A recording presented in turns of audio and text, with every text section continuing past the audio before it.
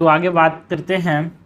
हमारे पास ये पार्ट 3 है या सॉरी पार्ट 4 है किसका, GS1 के टेस्ट नंबर 2 का। ठीक है, यहाँ पे हम क्वेश्चन नंबर 16 से लेकर क्वेश्चन नंबर 20 तक की बात करेंगे। इससे पहले तक हमने बात कर ली है 1 से लेकर 15 तक की पार्ट 1, 2 एंड 3 में।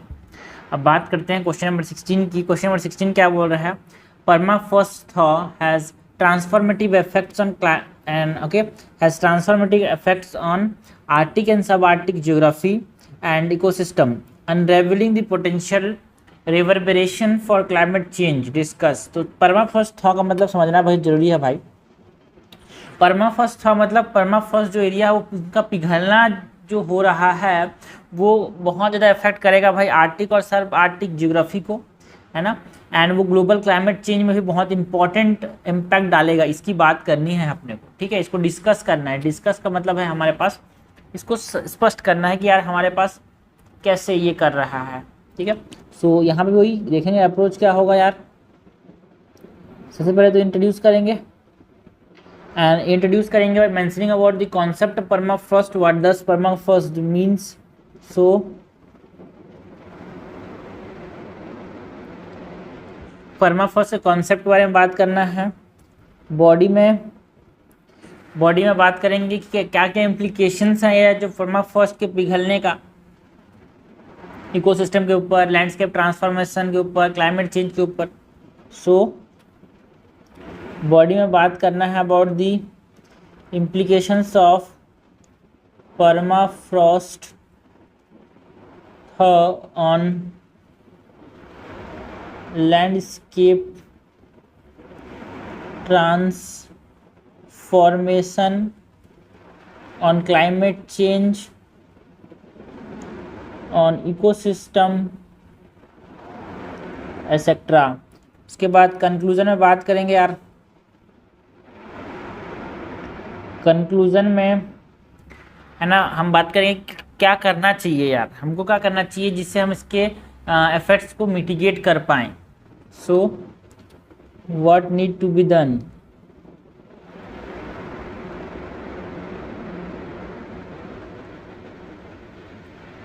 to mitigate the ill effect।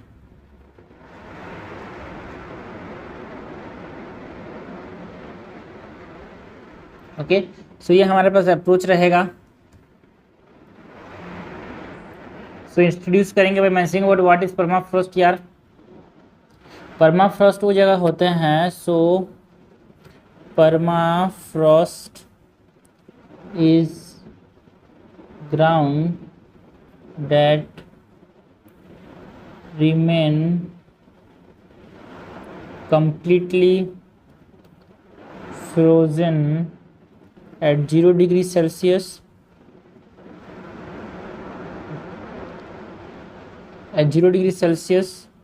or below for at least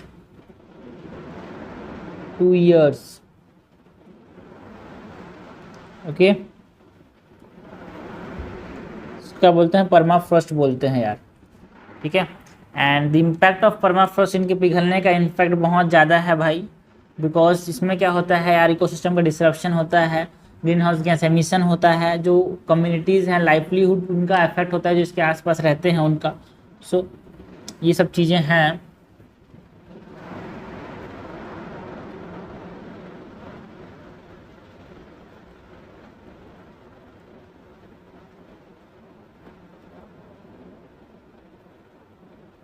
It not only transforms the physical landscape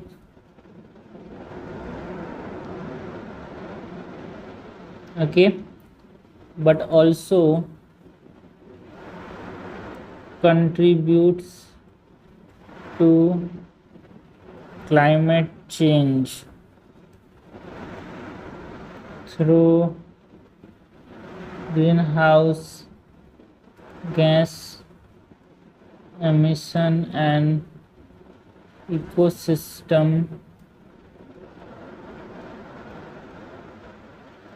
disruption। Okay, तो यहाँ पे हम अगर इम्पैक्ट्स की बात करें, सो द इम्पैक्ट ऑफ, हमसे क्या पूछा है भाई, इम्पैक्ट्स पूछा है। क्वेश्चन ने क्या पूछा है हमसे, है ना, क्या क्या इसके इम्पैक्ट पड़ रहे हैं Arctic and sub Arctic reason में, एंड पोटेंशियल रिवर्बरेशन मतलब इम्प्लीकेशंस की बात करनी है यहाँ पे, एंड इम्पैक्ट की बात करनी है ना, implications on global climate change, implications on what global climate change. सबसे पहले बात करेंगे impacts of permafrost thaw. Permafrost thaw पहला है यार landscape transformation.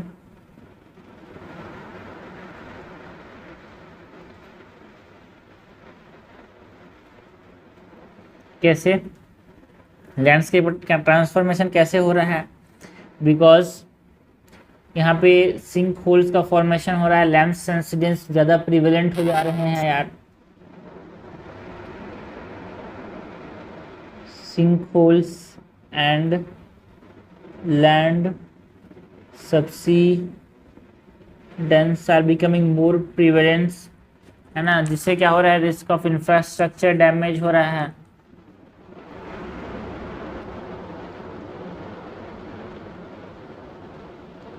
Okay, posing risk of infrastructure damage। उसके बाद क्या हो रहा है भाई, है ना, डिसरप्शन हो रहा है इकोसिस्टम का, डिसरप्शन ऑफ इकोसिस्टम। कैसे डिसरप्शन हो रहा है भाई, जो परमाफ्रॉस्ट जब मेल्ट हो रहे हैं सो क्या हो रहा है, हमारे पास थर्मोकास्ट लेक्स का फॉर्मेशन हो रहा है जो कि हाइड्रोलॉजी को अफेक्ट करता है।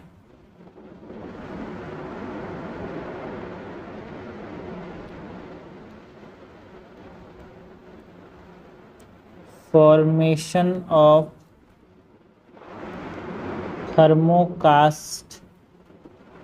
थर्मोकास्ट lake alter the hydrology.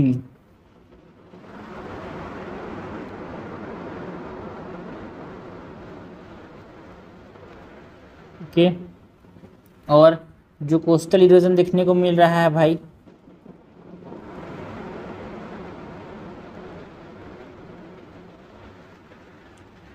Coastal erosion की बात करें तो कोस्टल इरोजन हो रहा है भाई किसके वजह से, परमाफ्रॉस्ट जब पिघल रहे हैं तो कोस्टल इरोजन हो रहा है कहाँ पे, आर्टिक रीजन में, है ना। यहाँ पे हम जो बात कर रहे हैं impact of permafrost in Arctic and sub Arctic region on the Arctic and sub Arctic reason.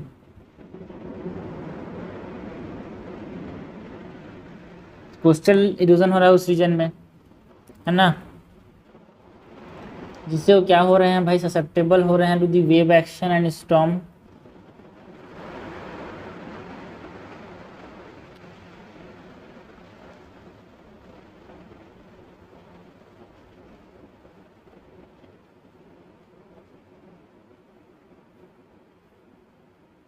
Okay, so coastal erosion is endangering the coastal communities.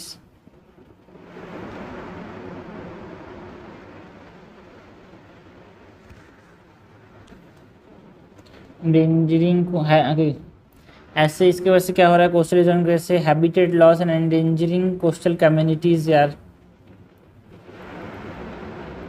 Habitat loss and endangering coastal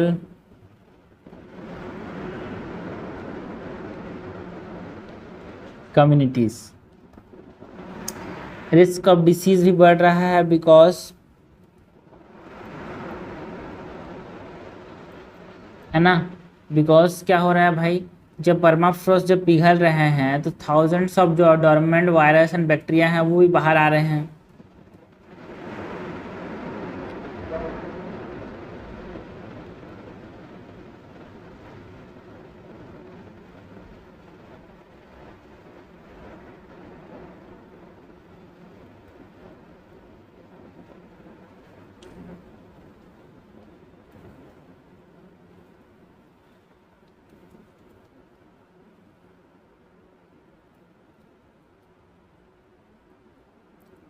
thousands of dormant viruses and bacteria। इसके बाद ये हो गया first part जो हमने बात की किसके बारे में, impact on the Arctic and sub Arctic reason, किसका, बर्फ़ के ग्लेशियर के मतलब जो परमाफ्रॉस्ट है उसके पिघलने का। ठीक है, ग्लेशियर तो क्या होता है, पानी देते हैं, पिघलते हैं, जमते हैं, पिघलते रहते हैं, बट परमाफ्रॉस्ट हमेशा जमे रहते हैं, अराउंड 2 साल से ज़्यादा जमे ही रहते हैं। ठीक है, उसके बाद हमको बात करनी है about the implications of global climate change, क्योंकि हमसे ये पूछा है potential reverberation for global climate change, permafrost के पिघलने का ग्लोबल क्लाइमेट चेंज के ऊपर क्या इम्पैक्ट पड़ रहा है, फिर ग्लोबल क्लाइमेट चेंज से परमाफ्रॉस्ट पे पिघलने पे क्या इम्पैक्ट पड़ रहा है। सो implications on global climate change। एक फीडबैक लूप बन रहा है भाई, इनसे पिघलने से और भी टेम्परेचर बढ़ेगा और टेम्परेचर बढ़ने से और ज़्यादा पिघलेंगे परमाफ्रॉस्ट, तो और ज़्यादा हीट बढ़ेगा, तो एक फीडबैक लूप का फॉर्मेशन हो रहा है। बिकॉज इससे क्या हो रहा है, जो स्टोर्ड कार्बन है परमाफ्रॉस्ट थॉ से क्या हो रहे हैं, जो स्टोर्ड कार्बन है वो रिलीज हो रहे हैं, ग्रीन हाउस गैस का एमिशन हो रहा है, they are contributing to global warming. Release of stored carbon amplifying greenhouse gas emission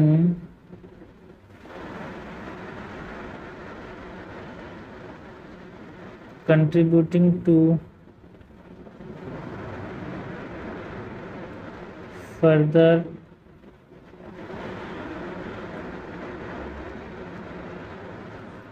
एक फीडबैक लूप बन रहा है। और क्या है भाई, पॉजिटिव फीडबैक। कैसा फीडबैक है, पॉजिटिव फीडबैक। पॉजिटिव फीडबैक का मतलब क्या होता है, हमारे पास जो एमिशन है वो परमाफ्रॉस्ट से क्या हो रहे हैं, बढ़ते ही जा रहे हैं, है ना।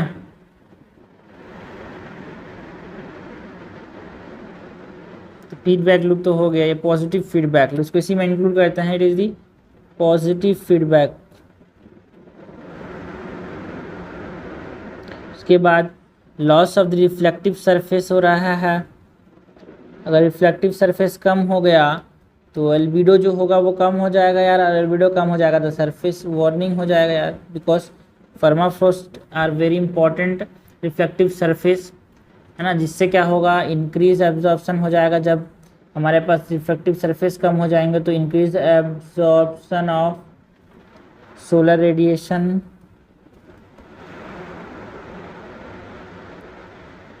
leading to change in the global weather pattern, leading to further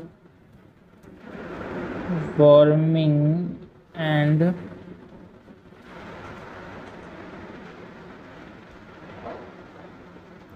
change in global weather pattern।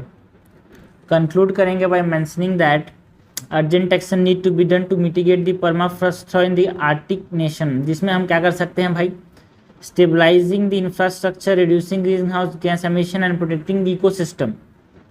और हम क्या कर सकते हैं, इम्प्लीमेंट कर सकते हैं coastal management strategies.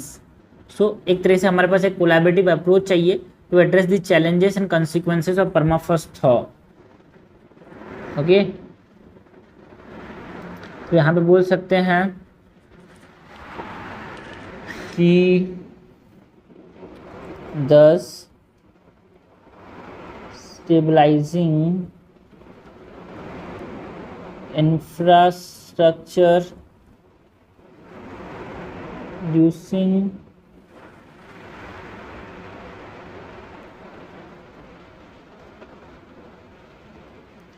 thus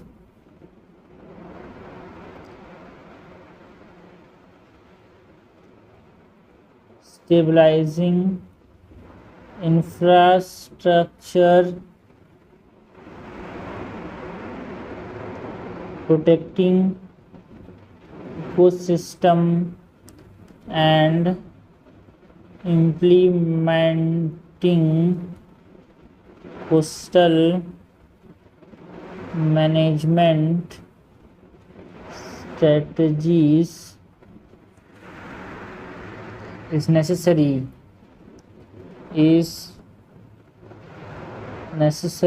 to address the challenges and consequences of permafrost thaw. Okay, इस प्रकार से हमने जो क्वेश्चन था, हमारा क्वेश्चन क्या था भाई, permafrost thaw has transformative effect on the Arctic and sub Arctic reason. सब आर्टिक ज्योग्राफी क्या क्या ट्रांसफॉर्मेटिंग इफेक्ट है भाई, वो क्या कर रहा है, लैंडस्केप को ट्रांसफॉर्म कर रहा है, बिकॉज वहाँ पे सिंक होल्स एंड सब्सिडेंस हो रहा है। ठीक है, हमारे पास डिस्ट्रप्शन कर रहा है वहाँ के इकोसिस्टम को, बिकॉज जिसके पिघलने की वजह से क्या बन रहा है, वहाँ पे थर्मोकास्ट लेक बन रहे हैं, and thermokarst lakes are altering the hydrology. वहाँ पे कोस्टल इरोजन हो रहा है, जिससे जो कम्युनिटीज़ जो है वहाँ पे कोस्टल कम्युनिटीज़, उनका हैबिटेट लॉस हो रहा है यार, और बहुत सारे डिसीज़ मतलब फैल रहे हैं बिकॉज ऑफ दी बैक्टीरिया जो कि डोरमेंट वायरस जो कि डोरमेंट स्टेज में वहाँ से वो बाहर आ रहे हैं। तो ये इम्पैक्ट हो गया सब आर्टिक एंड आर्टिक रीजन में परमाफ्रॉस्ट थॉ का।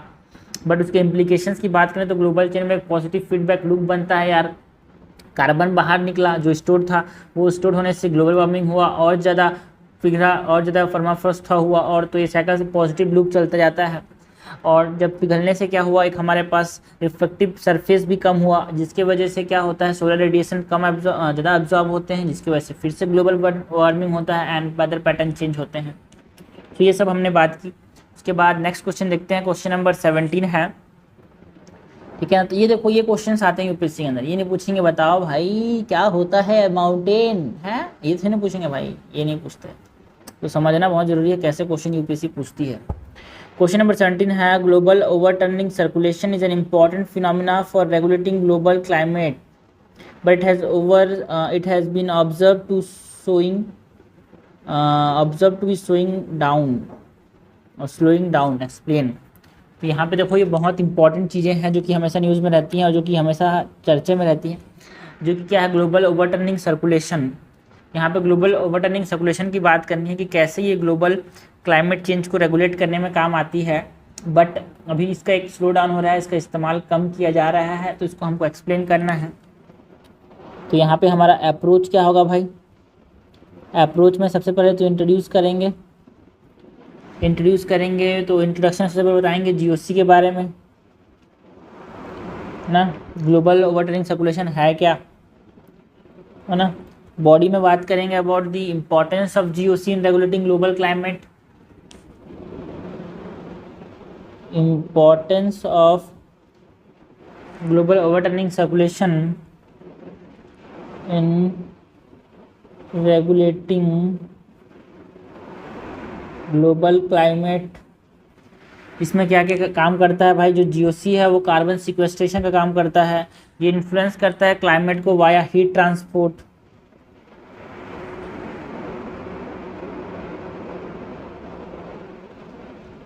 ये carbon sequestration, it influence on climate via heat transport,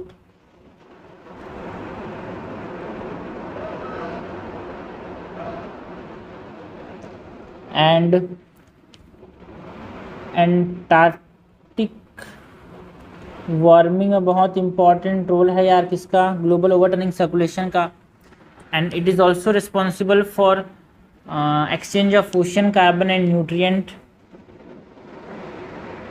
exchange of ocean carbon and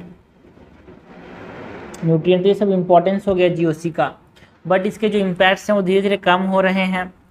क्यों कम हो रहे हैं भाई, because of the regional climate change, impacts of slowing down global overturning circulation, because global overturning circulation is a natural phenomena. अब इसका impact क्या है, slow down हो रहा है। बिकॉज क्यों स्लो डाउन हो रहा है भाई,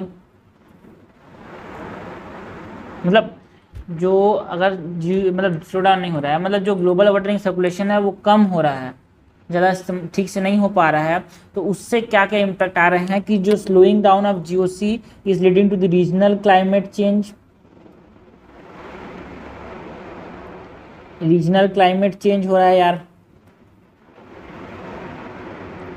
सी लेवल राइज हो रहा है यार, और क्या हो रहा है, शिफ्ट्स आ रहे हैं इन वेदर पैटर्न, और क्या है भाई, इकोसिस्टम डिस्ट्रप्शन हो रहा है।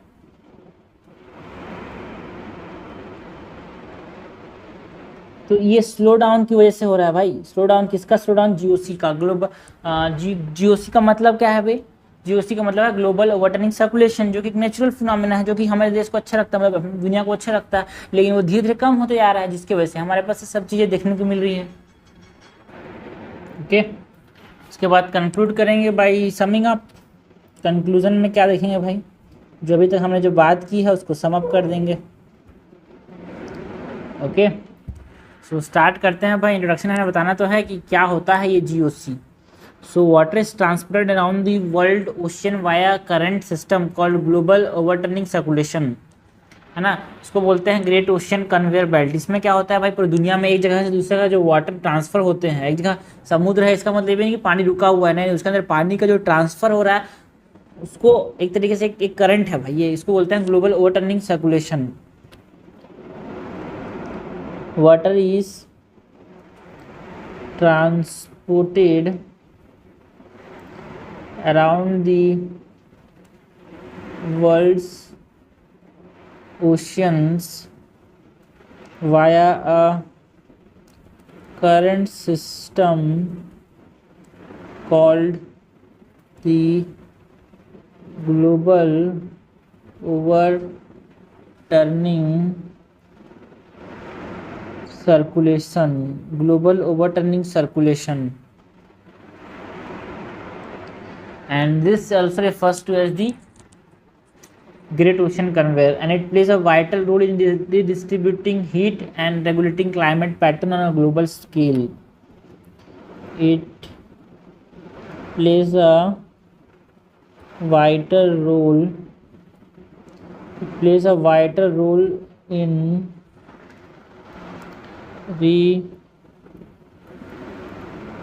redistributing heat and regulating climate patterns on a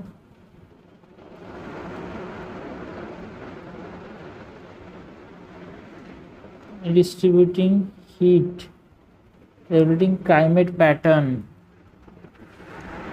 सबसे पहले तो इम्पोर्टेंस की बात करेंगे कि जो ग्लोबल ओवरटर्निंग सर्कुलेशन है उसका क्या क्या इफेक्ट है भाई रेगुलेटिंग क्लाइमेट चेंज।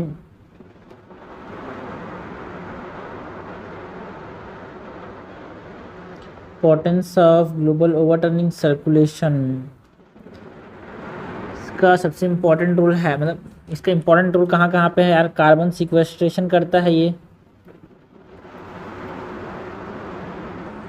क्या करता है ये? कार्बन सिक्वेस्ट्रेशन करता है ना, बिकॉज ये कार्बन को, हीट को ओशन एंड एटमॉस्फेयर में ट्रांसफ़र करता है, जिससे क्या होगा, कार्बन साइकिल को रेगुलेट करता है एंड एटमॉस्फेरिक CO2 लेवल को रेगुलेट करता है। Regulate carbon cycle and atmospheric CO2 levels. और क्या करता है ये? इन्फ्लुएंस करता है क्लाइमेट। कैसे इन्फ्लुएंस करता है क्लाइमेट को? Via heat transport. क्योंकि हमने देखा ना ये क्या क्या शुरुआत में हमने बोला कि जगह दूसरी जगह क्या करता है, ये पानी का मूवमेंट करेगा तो हीट का भी मूवमेंट करेगा। जहाँ पे गर्म है, गर्म से ठंडी जाएगा, तो ठंडी से गर्मी जगह जाएगा तो गर्मी जगह में ठंडी लाएगा यार, सिंपल सी बात है। Influence on climate via heat transport okay, जैसे कि ये करता है, ये हीट ट्रांसपोर्ट करता है toward the northward in the Atlantic ocean, है ना, जिससे क्या करता है, ये ग्लोबल क्लाइमेट को रेगुलेट करता है, टेम्परेचर ग्रेडियंट को रेगुलेट करता है एंड इम्पैक्ट करता है रीजनल एंड क्लाइमेट पैटर्न को। Okay, so GOC transport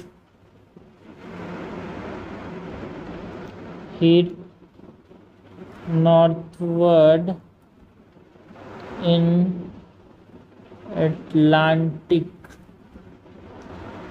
influencing global climate।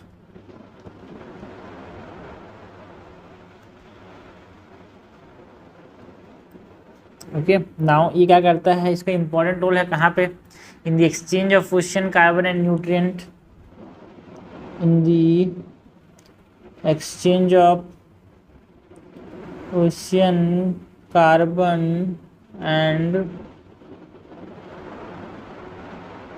Nutrient, because जो जीओसी है, ग्लोबल वाटर सर्कुलेशन, ये कार्बन एंड न्यूट्रिएंट एक्सचेंज को क्या करता है, रेगुलेट करता है, किसके किसके बीच में, deep ocean and euphotic zone के, जिससे क्या करेगा, it support phytoplankton growth, marine food web. Okay, support phytoplankton growth, marine food web and ecosystem health.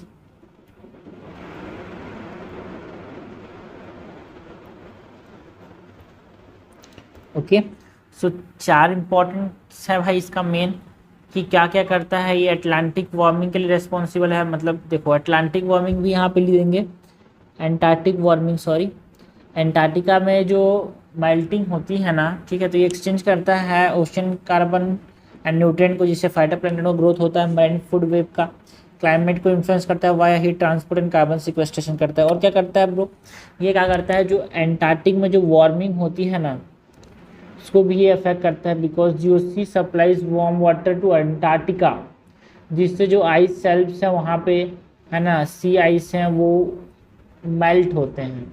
Okay, मतलब जैसे बैलेंस बनाए रखता है वार्म एंड कोल्ड वाटर के ऊपर। Okay,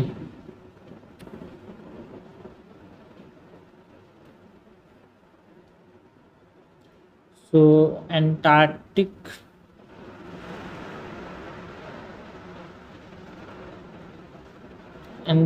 warming,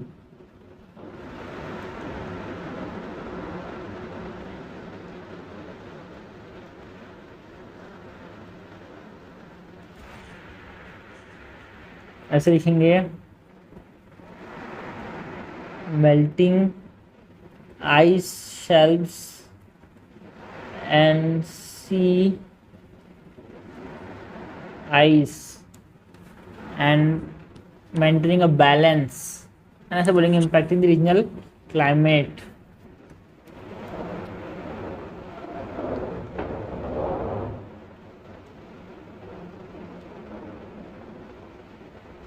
balance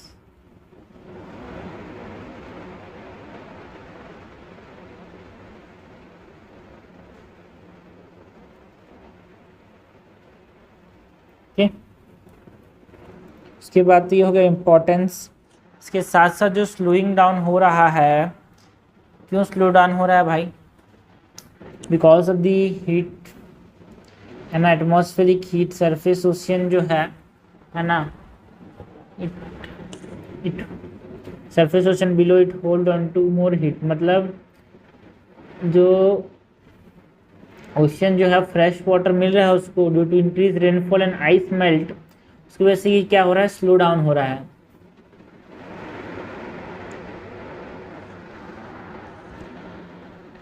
okay, so due to GOC is slowing down, due to the atmosphere heat and ocean getting fresher due to increased rainfall and ice melt.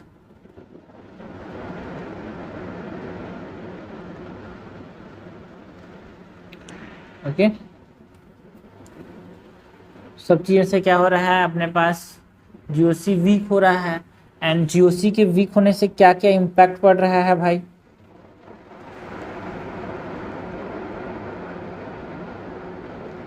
GOC के week होने से क्या क्या impact पड़ रहा है, impact of weakening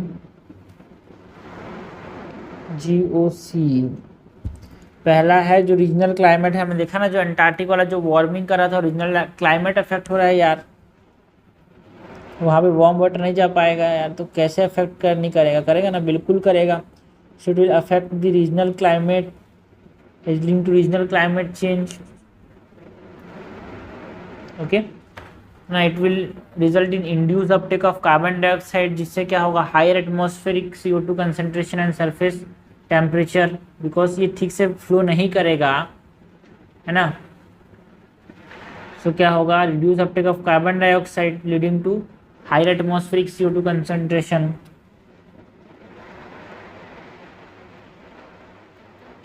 reduce uptake of carbon dioxide leading to higher atmospheric CO2 concentration and surface temperature। इसके बाद हमारे पास सी लेवल राइज देखने को मिलता है।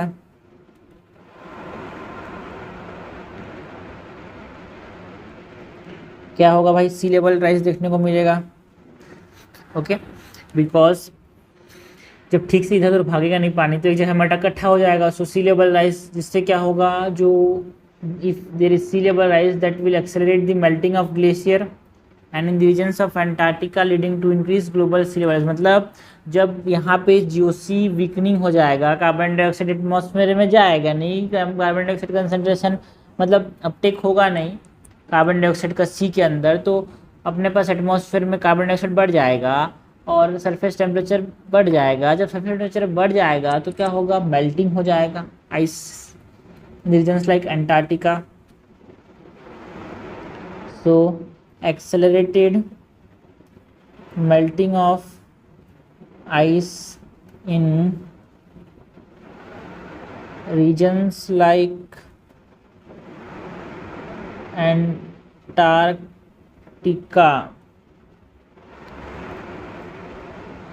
तो सी लेवल राइज हुआ। और क्या देखने को मिलेगा, वेदर पैटर्न्स में भी शिफ्ट देखने को मिलेगा, बिकॉज जो प्रिसिपिटेशन है ना, जो इंटेंसिटी है एक्सट्रीम वेदर इवेंट्स का, उसमें भी चेंज आएंगे भाई। सो shift in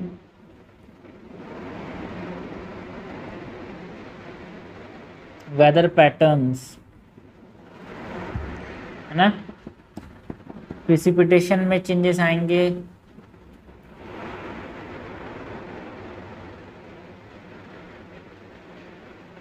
precipitation, storm tracks and frequency of extreme weather event।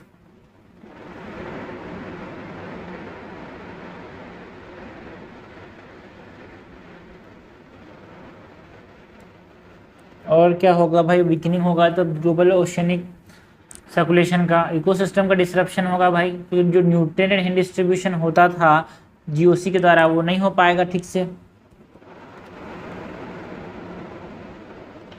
So ecosystem dispersion disturb the nutrient and heat distribution.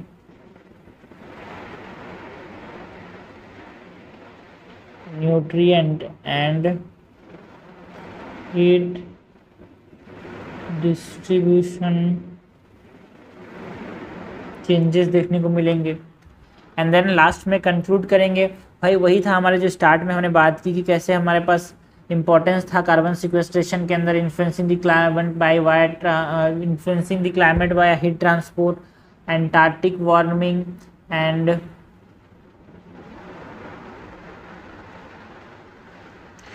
Exchange of the ocean carbon and nutrient. ये था इसका importance. अब इसका इंपॉर्टेंस भाई इम्पैक्ट में उसी तरह के कार्बन सिक्वेस्ट्रेशन नहीं होगा तो एटमॉस्फेयर में कार्बन डाइऑक्साइड बढ़ जाएगा, तो क्या होगा, क्लाइमेट चेंज आएगा, सी लेवल राइज हो जाएगा बिकॉज चीज सर्कुलेट नहीं हो पाएंगे, वेदर पैटर्न चेंज होगा एंड इकोसिस्टम डिस्ट्रक्शन होगा because ocean carbon and nutrient का डिस्ट्रीब्यूशन ठीक से नहीं हो पाएगा। तो जो हमारे पास इंपॉर्टेंस है उसी को ले दे के इम्पैक्ट में जोड़ कर डाल देना है भाई। ये होती है टैलेंट, नहीं ये होती है टेक्निक जो कि आती है आंसर प्रैक्टिस करने से, लिखने से ही आती है चीज़ों को कि कैसे आंसर बनाया जाता है। नाउ कंक्लूड करेंगे बाय मेंशनिंग दैट अगर हम एड्रेस करते हैं ये जीओसी स्लो डाउन को, कैसे एड्रेस करेंगे भाई, by enhance monitoring, emission reduction and ecosystem preservation, है ना। तो क्या होगा, रेजिलिएंट ग्लोबल क्लाइमेट सिस्टम हम बना सकेंगे for the future. So addressing GOC slowdown requires enhanced monitoring, emission reduction, international cooperation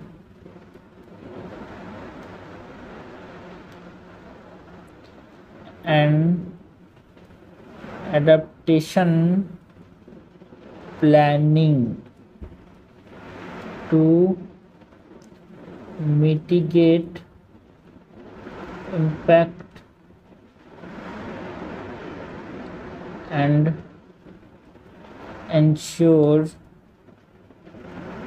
resilient global climate system for future। Okay, so जैसे करना क्या चाहिए उस पर से क्वेश्चन बड़ा लगे आपको, लेकिन मैं आपको बताऊंगा छोटा करना हो तो 2 पॉइंट यहाँ पे लिखो यार, 2 पॉइंट यहाँ पे लिख दो यार, ठीक है। इंट्रोडक्शन तो यही रहेगा, तो छोटा करने का तरीका है बट बड़ा करना है, इसलिए यही होना चाहिए, ठीक है। सो ये हो गया हमारे पास क्वेश्चन नंबर 17। ना क्वेश्चन नंबर 18 क्या है, आगे बढ़ते हैं। क्वेश्चन नंबर 18 यही है, although the decolonisation of Africa was vastly different from South East Asian countries, जैसे कि इंडिया हो गया, है ना, there were many parallel as well, ठीक है, डिफरेंट भी है पैरेलल भी है। तो किस मामले में डिफरेंट है, किस मामले में पैरेलल है, वो हमको बताना है, ठीक है। सो अप्रोच क्या होगा भाई, देखो ये वर्ल्ड हिस्ट्री से क्वेश्चन है और इस तरह के जो क्वेश्चन हैं आप किताब पढ़ के तो कभी ज़िंदगी में नहीं कर सकते, बिकॉज आपको इसके लिए क्वेश्चन आंसर बनाने जरूरी हैं, आपको एनालिटिकल स्किल्स जरूरी हैं, वो आंसर क्वेश्चन से ही आते हैं। तो सबसे पहले तो इंट्रोड्यूस करेंगे यार, इंट्रोड्यूस करेंगे भाई mentioning about the factors which made the process of decolonisation of Africa different from each other. Factors which made the process of decolonization of Africa different from each country।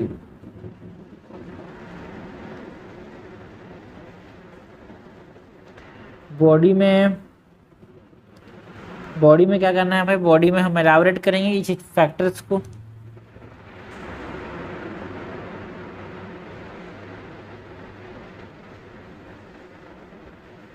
Plus examples देंगे, because her answer अधूरा होता है examples के बिना और पूरा होता है एग्जाम्पल्स के साथ। एंड बाद में हम समराइज करेंगे, मतलब कंक्लूड करेंगे by mentioning about the impact of decolonisation, क्या इम्पैक्ट रहा, Okay, so the decolonization of Africa was marked by a range of factors that influenced the process, जैसे कि colonial structure जो था वो different था, local political dynamics जो थे, है ना, strategic interest of colonizers, है ना, armed struggle था, and regional and international influence भी इसके ऊपर था.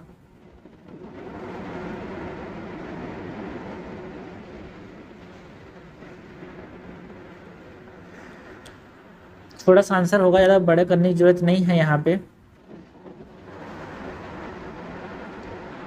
पे लिखेंगे कि the decolonisation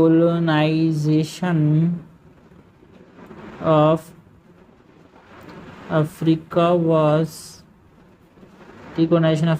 was marked by a range of factors that include colonial structure, local political dynamics,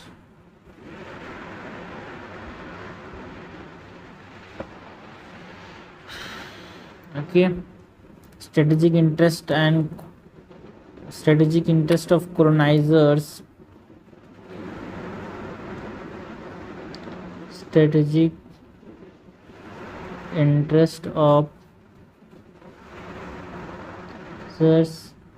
that influence the process which African countries.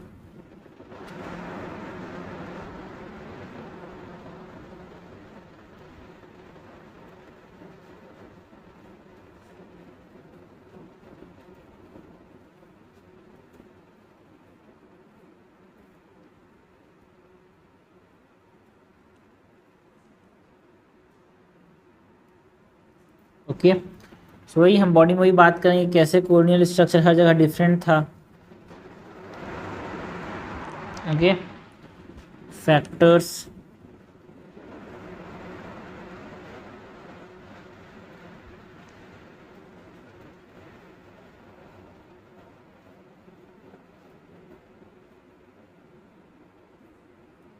Colonial structure, है ना, जैसे कि जो ब्रिटिश रूल जो था केनिया के अंदर, what is direct, while French indirectly rule in Senegal.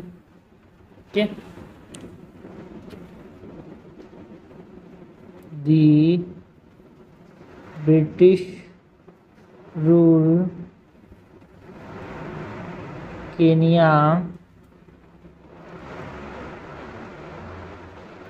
directly while the French indirectly ruled in Senegal. देखो, डायरेक्टली मतलब डायरेक्टली वहाँ पे सुपर जो पार्लियामेंट डिसाइड करती थी वही होता था, बट यहाँ पे फ्रेंच के किसी को बैठा दिया था कि तुम यहाँ पे डिसीजन लोगे बोल के. ठीक है, सो लोकल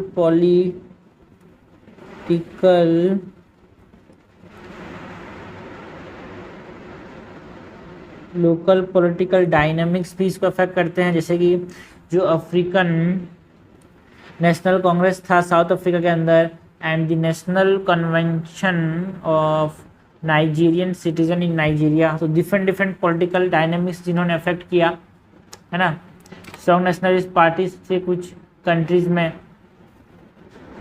है ना, जिन्होंने क्या किया, एक यूनिफाइड पुश दिया.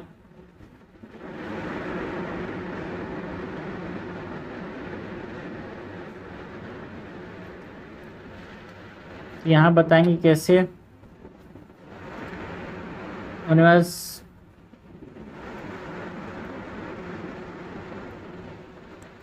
बताएंगे कि कैसे जो स्ट्रॉन्ग नेशनलिस्ट मूवमेंट था सम कंट्रीज लाइक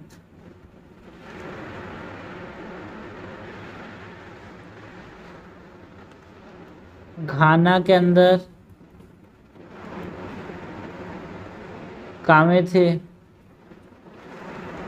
जिससे क्या हुआ भाई, जल्दी इंडिपेंडेंस मिला, है ना, यूनिफाइड पुश हुआ जिससे।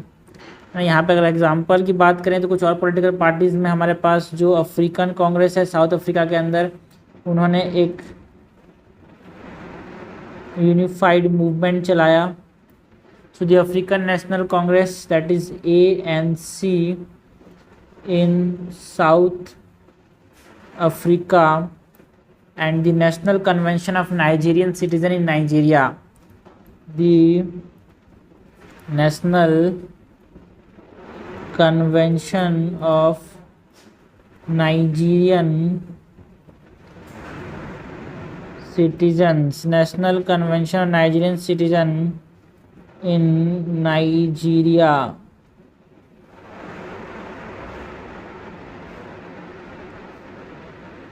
ओके और उसके बाद अगर हम बात करें तो कुछ स्ट्रेटेजिक इंटरेस्ट भी थे कॉलोनाइजर्स का।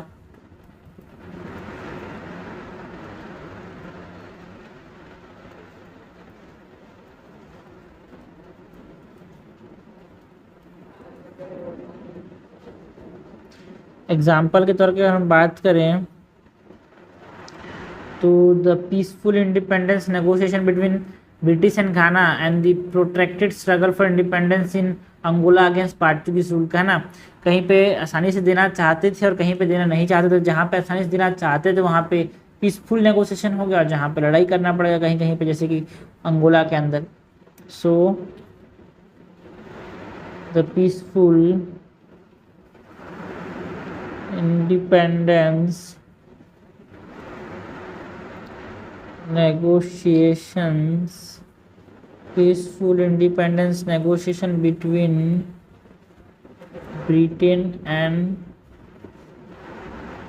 Ghana and the protracted struggle for independence in Angola against Portuguese rule. और भी था भाई, कहीं कहीं पे आर्म्ड स्ट्रगल हुआ, जैसे कि अल्जीरियन वॉर ऑफ इंडिपेंडेंस जो था वो फ्रेंच के साथ लड़ाई झगड़ा हुआ, and the Chimurenga war in Zimbabwe against British colonial rules. तो डिफरेंट डिफरेंट आर्म स्ट्रगल हुए, उसकी वजह से हमारे पास डिफरेंट डिफरेंट तरीके से इंडिपेंडेंस हुआ अलग अलग कंट्रीज़ में।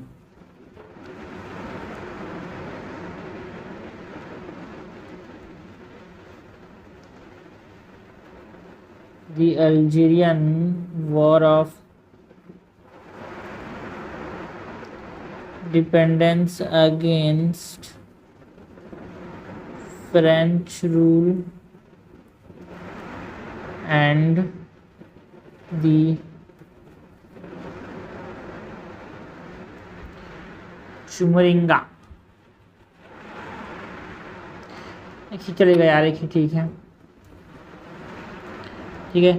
उसके बाद यहाँ पे रीजनल इंटरनेशनल इन्फ्लुएंस भी बहुत जगह था यार, है ना, जिस जिस जगह में था वहाँ पे डिफरेंट तरीके से वहाँ पे डिकोलोनाइजेशन हुआ। Okay, regional and international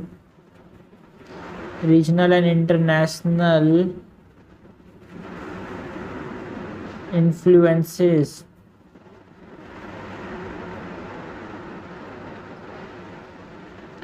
example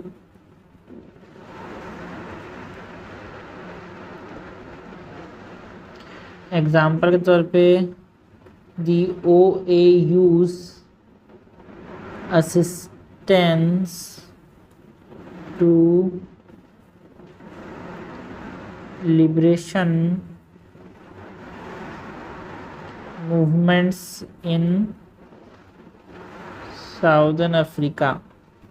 ये OAU's क्या है, ऑर्गेनाइजेशन ऑफ अफ्रीकन यूनिटी है ये। And the influence of the cold war dynamics on decolonisation process and the influence of the cold war dynamics on the decolonization process. Okay, now last में conclude करेंगे by mentioning that the decolonization of Africa was multifaceted process influenced by several factors and this factor contributed to the diverse outcome and trajectories of decolonization in different African countries. तो यहाँ पे 10 the decolonization of Africa was a multifaceted process influenced by several factors. Okay, इस प्रकार से conclude कर दिया भाई। आगे बढ़ते हैं, क्वेश्चन नंबर 19 देखते हैं भाई। क्वेश्चन नंबर 19 क्या है? The approach to tribal integration in post independence India. हमको बात करनी है ट्राइबल इंटीग्रेशन की। In the post independence India was dual facet recognising the significance of both assimilation and preservation. यहाँ पे एसिमिलेशन को भी ध्यान दिया गया है एंड प्रिजर्वेशन को भी ध्यान दिया गया है। एनालाइज करना है इस स्टेटमेंट को। फिर से पढ़ते हैं। The approach to tribal integration in post independence India was dual facet recognising the significance of both assimilation and preservation. Analyse this statement. ठीक है, तो इस स्टेटमेंट में हमारा अप्रोच क्या होगा यार, मतलब इस क्वेश्चन में हमारा अप्रोच क्या होगा? सबसे पहले तो हम इंट्रोड्यूस करेंगे। इंट्रोड्यूस कैसे करेंगे कि कैसे ये दूसरा डुअल फैसेट है।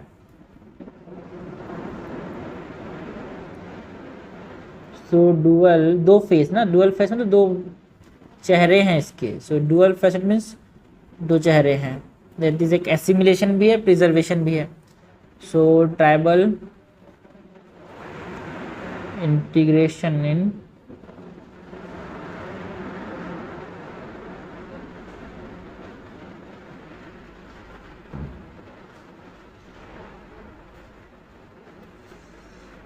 बॉडी में किसकी बात करेंगे?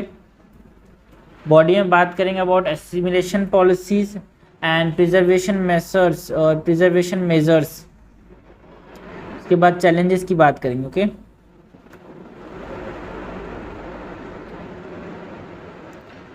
एसिमिलेशन पॉलिसीज की बात करेंगे, प्रिजर्वेशन और प्रिजर्वेशन मेजर्स जो लिए गए हैं इसकी बात करेंगे।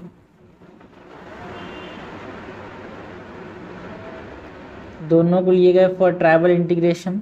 उसके बाद जो चैलेंजेस आए उसकी बात करेंगे, एसिमिलेशन, प्रिजर्वेशन एंड चैलेंजेस की।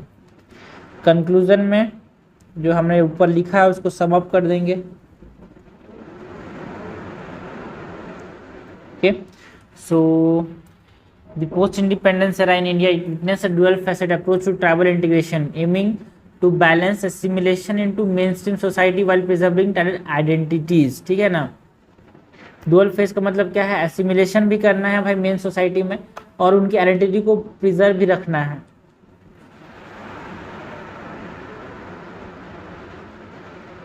Okay, so dual facet approach aim to balance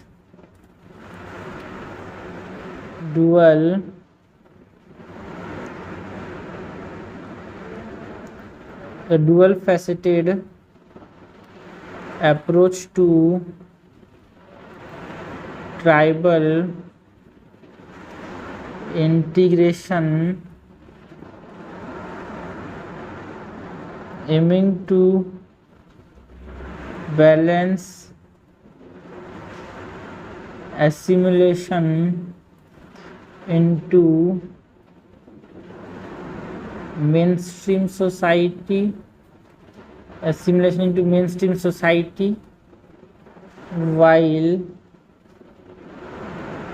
preserving tribal identities.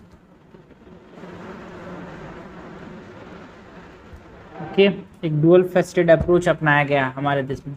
इसमें हम एसिमिलेशन पॉलिसीज़ की बात करते हैं। सबसे पहले तो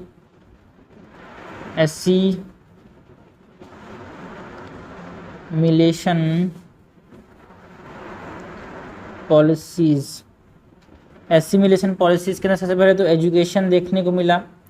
कैसे हमारे पास एजुकेशन में है ना, हमारे पास कुछ इनिशिएटिव्स लिए गए है ना, जिसमें हमने क्या किया, ट्राइबल स्कूल्स एस्टैब्लिश किए, स्कॉलरशिप देने का सोचा है ना, जिससे क्या हो, क्वालिटी एजुकेशन दे पाए। जैसे कि हम एग्जांपल के तौर पे दें, so the establishment of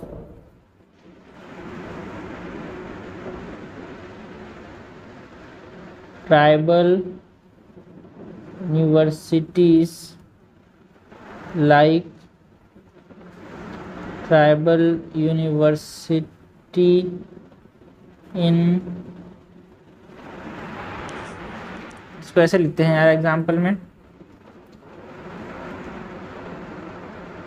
tribal universities in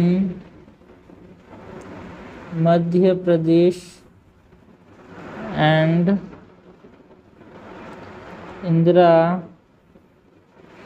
Gandhi tribal university in Chhattisgarh.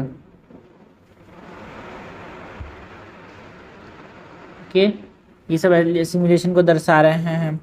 कुछ लैंड रिफॉर्म्स भी लिए गए भाई, है ना, जैसे कि हमने लैंड डिस्ट्रीब्यूट किया aim to address the historical injustice. Tribals को जो लैंड नहीं थी उसके लिए डिस्ट्रीब्यूशन प्रोग्राम हमने लाए, और ट्राइबल्स जो है सिर्फ और सिर्फ किसको बेच सकते हैं यार, जो ट्राइबल है उन्हीं को। सो लैंड डिस्ट्रीब्यूशन प्रोग्राम्स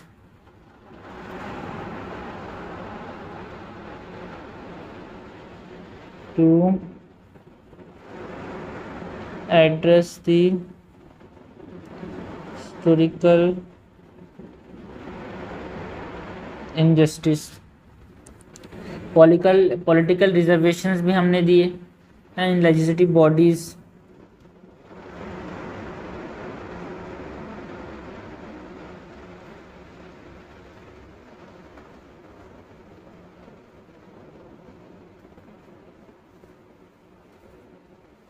तो ये सब एसिमिलेशन के कुछ पॉलिसीज़ हैं, है ना।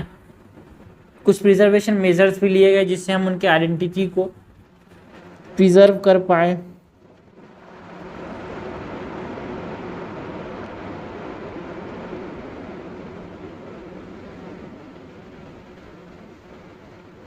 ओके, प्रिजर्वेशन मेजर्स के ना, जैसे कि हमारे पास कल्चरल प्रिजर्वेशन, उनकी कल्चर को प्रिजर्व करने के लिए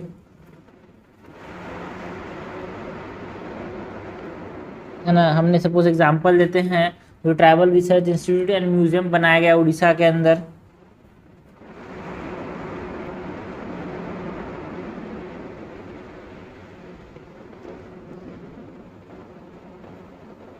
ट्राइबल रिसर्च इंस्टीट्यूट एंड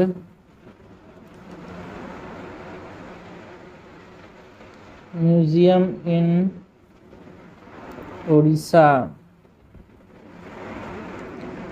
और बताएं भाई, यहाँ पे ट्राइबल ऑटोनॉमी के लिए सब हमने पिज़्ज़ा ट्राइबल ऑटोनॉमी भी इंश्योर किया। कैसे भाई, panchayat extension to scheduled areas act से।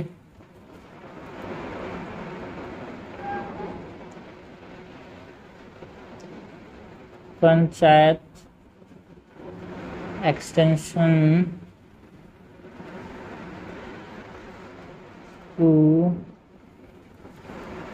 Schedule areas act. ओके, तो ये सब हमारे पास प्रिजर्वेशन मेजर्स हो गए, एसिमिलेशन मेजर्स हो गए, बट कुछ चैलेंजेस भी रहे भाई इस दौरान।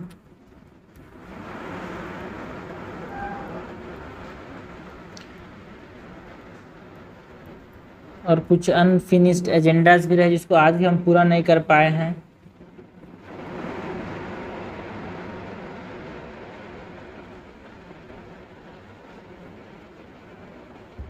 जैसे कि unequal developmental and unequal development and access to resource, मतलब ट्राइबल कम्युनिटीज़ कुछ लोगों का डेवलपमेंट हो गया, कुछ लोगों का नहीं हो पाया।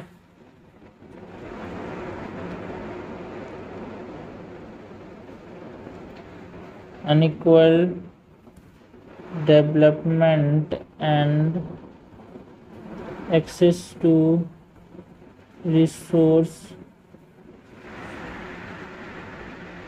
among tribal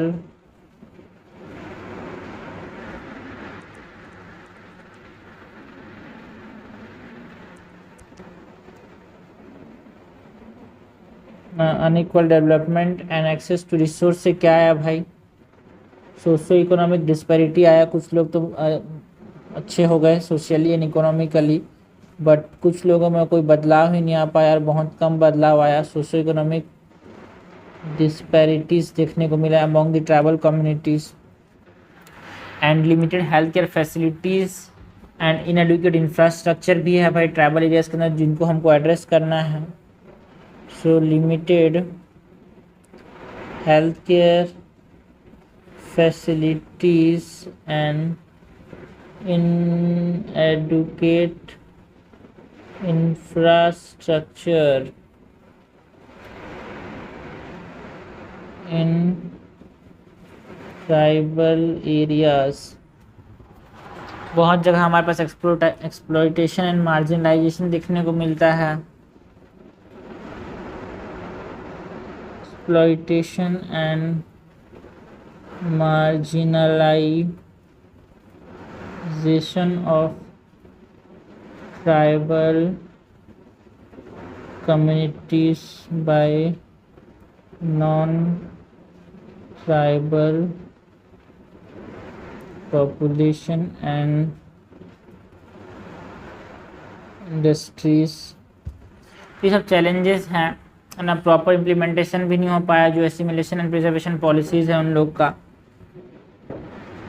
lack of proper implementation and monitoring of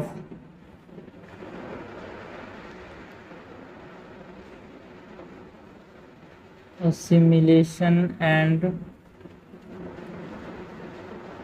preservation policies। उसके बाद कंक्लूड करेंगे बाय मेंशनिंग दैट जो डुअल फैसेट अप्रोच है ट्राइबल इंटीग्रेशन का in post independence India recognised importance of both assimilation and preservation. However कुछ challenge आज भी हैं एंड हमको क्या करना चाहिए? Food participation and development of tribal communities remain an unfinished agenda in India journey toward tribal integration. हम बोलेंगे कि देखो भाई, डुअल फैसेट अप्रोच तो लिए गए, but the challenges still persist which need to be address, है ना।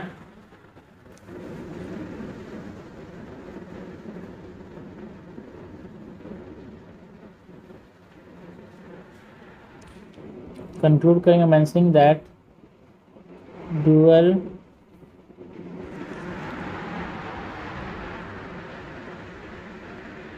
तो यहाँ पे कंक्लूड करेंगे by mentioning that thus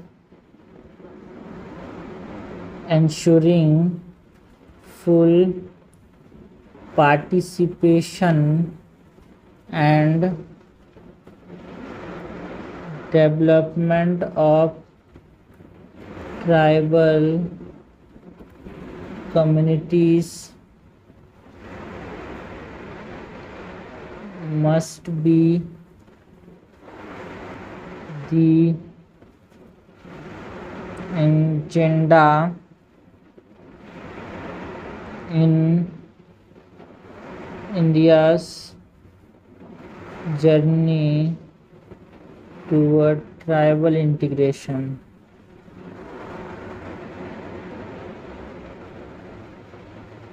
okay, तो आगे बढ़ते हैं। लास्ट क्वेश्चन देखते हैं 20 नंबर का। दो the government of India policy of recognizing the state within mainland India has been largely successful, but it has not been so in northeast states. है ना, it has not been so in North East discuss. देखो अभी जो मणिपुर का चल रहा है उस हिसाब से हम इसको दे सकते हैं, बट इस तरह से अच्छे से इनको इंट्रोड्यूस करेंगे, ठीक है। सो क्वेश्चन नंबर 20 क्या बोल रहा है, though the government of India policy of reorganisation of the states. ये क्वेश्चन किस पे ऊपर है, रीऑर्गेनाइजेशन ऑफ स्टेट्स है। मेनलैंड इंडिया जो है अपने पास, सपोज ये अपने पास इंडिया हो गया,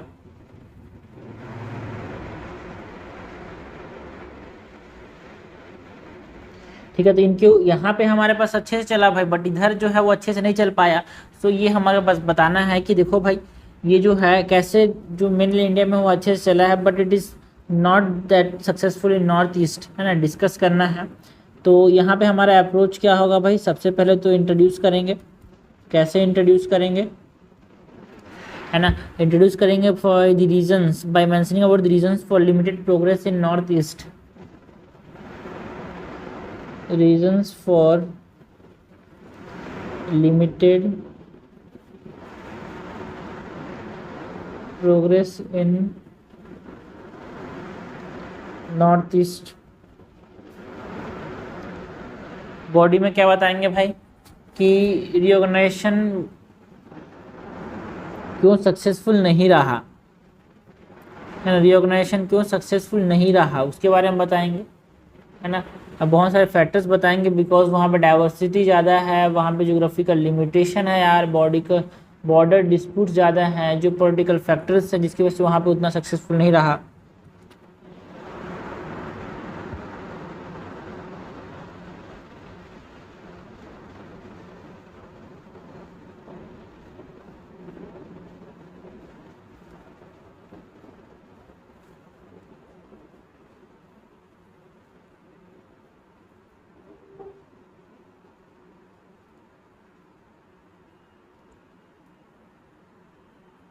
कुछ चीज़ें हैं जैसे कि हमारे पास डाइवर्सिटी हो गया,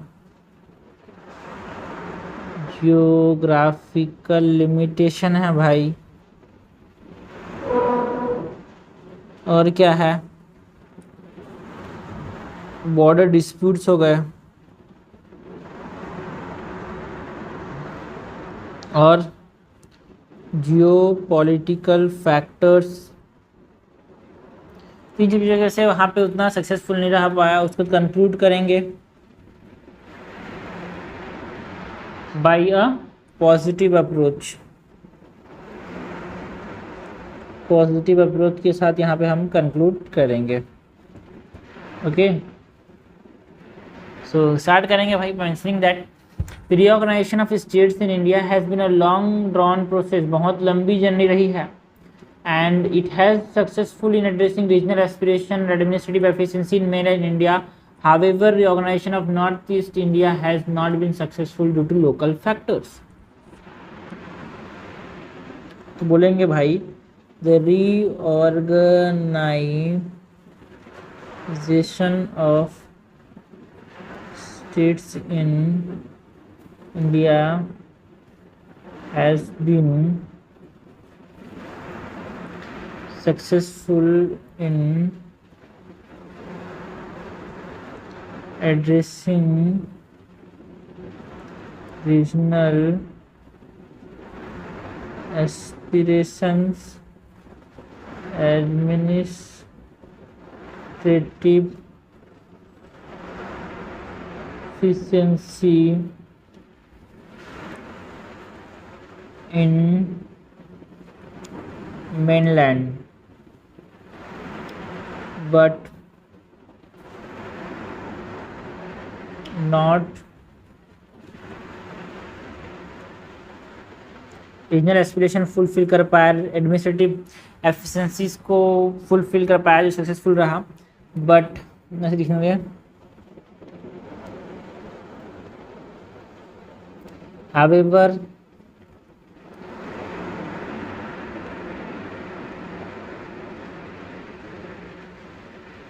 in the northeast not successful because due of local factors.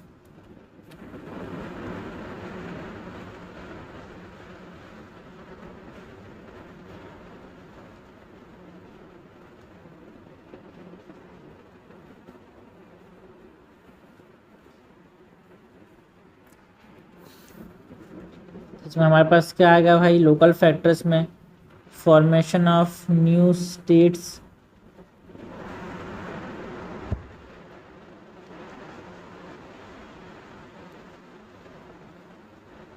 Okay. जैसे कि demand for separate Bodoland in Assam और separate state of Karbi community was not marginalise और not materialise leading to persistent conflict and tension. यहाँ पे हम example दे सकते हैं कि जो डिमांड हुआ भाई for a separate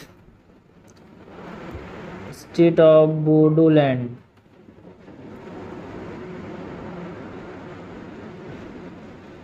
in Assam, या फिर सेपरेट कार्बी कम्युनिटी के लिए ना, separate state for Karbi community है ना, have not been marginalised leading to persistent conflicts,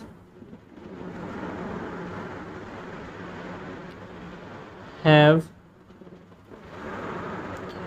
not materialise, sorry इसको नहीं किया गया भाई, क्योंकि यहाँ पे बहुत ज़्यादा कॉन्फ्लिक्ट्स, मतलब इसको नहीं किया गया जिससे बहुत ज़्यादा कॉन्फ्लिक्ट एंड टेंशन देखने को मिला।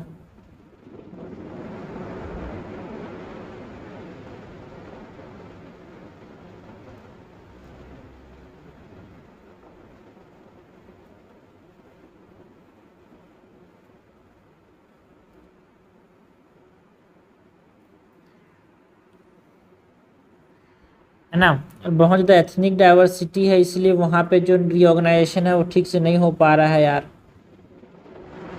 है ना, क्योंकि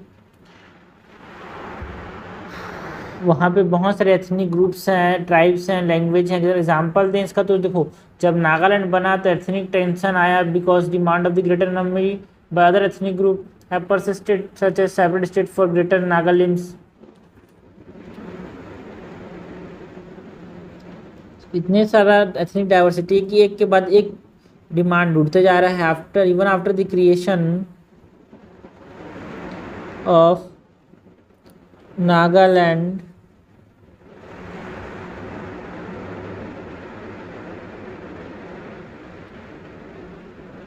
demand for separate state of greater Nagalims by Naga groups. तो इतने सारे एथनिक डाइवर्सिटी, हर आदमी को अपना पूरा अलग चाहिए, बहुत ज़्यादा यहाँ पे इंसर्जेंसी होती है,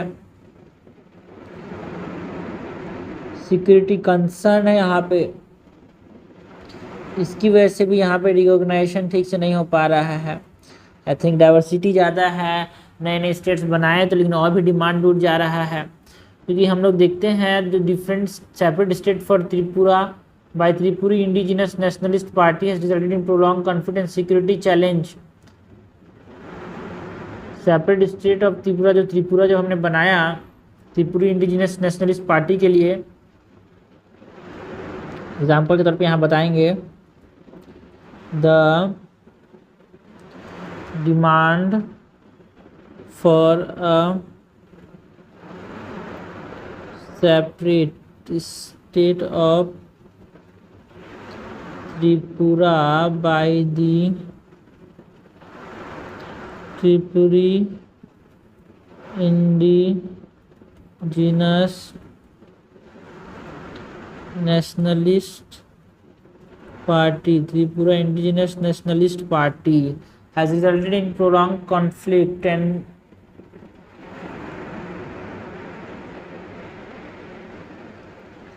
और क्या है भाई, बॉर्डर डिस्प्यूट बहुत ज़्यादा है, जियोपॉलिटिकल फैक्टर्स हैं जिसकी वजह से यहाँ पे हम क्या नहीं कर पा रहे हैं, रिऑर्गेनाइजेशन ठीक से नहीं कर पा रहे हैं।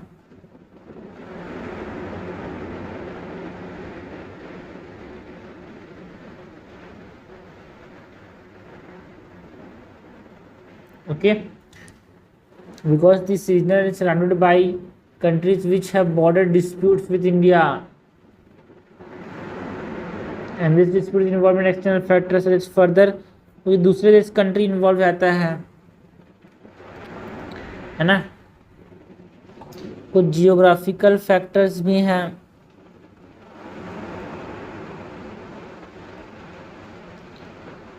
बिकॉज हिल स्टेट्स हैं यहाँ पे यार, जो नॉर्थ ईस्ट इंडिया में है यहाँ पे क्या है, हिल स्टेट्स हैं, जिसकी वजह से क्या होते हैं, जिसकी वजह से क्या होता है, जो गवर्नेंस है वो थोड़ा चैलेंजिंग बन जाता है, एडमिनिस्ट्रेशन कॉम्प्लेक्स बन जाता है।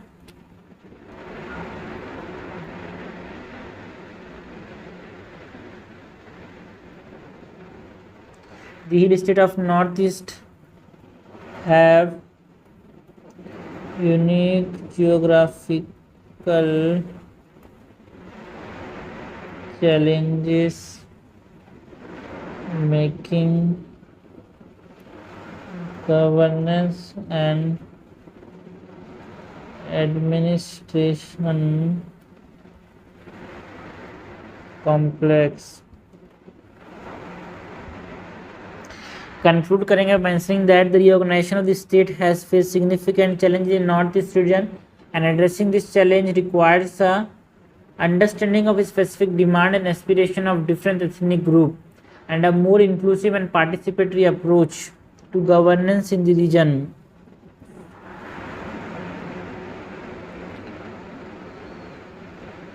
Thus, understanding of the specific demand and aspirations of different ethnic। इस बार तो इसका क्वेश्चन पक्का है, बिकॉज मणिपुर में इतना ज़्यादा वायलेंस देखने को मिला, and a more inclusive and participatory approach to governance in the region is the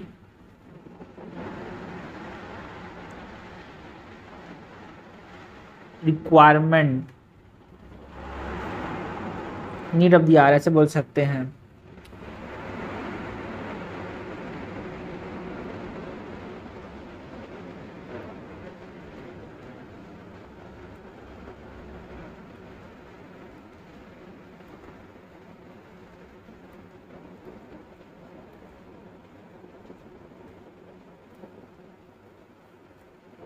okay, inclusion participatory approach. Okay, तो इस प्रकार से हमने जो जीएस पेपर 1 का टेस्ट 2 था वो 20 क्वेश्चंस कवर किए।